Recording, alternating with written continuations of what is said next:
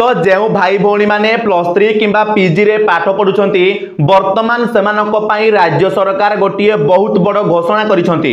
तबे घोषणाटी कोन रहिछि वीडियो रे मु आपनकु निश्चय कहिबी, किंतु ता पूर्वरु वीडियोटी को गोटे लाइक कर देबे एवं चैनल रे नुआ होइतिले चैनल को सब्सक्राइब मध्ये कर देबे। भाई ओ भौणी माने जेमिति कि आपण माने समस्त जानिछंती जे हमर पूर्व सरकार बा बीजेपी सरकार हमर जो भाई भौणी माने +3 किंबा पीजी रे पाठ पढुथिले सेमानकु से नुआ स्कॉलरशिप अंतर्गत रे +3 पिला मानकु 9000 टंका एवं +3 रो झियो मानकु 10000 टंका दउथिले एवं जो माने पीजी करूथिले सेमानकु भी एही स्कॉलरशिप अंतर्गत रे पैसा दे जाउथिला।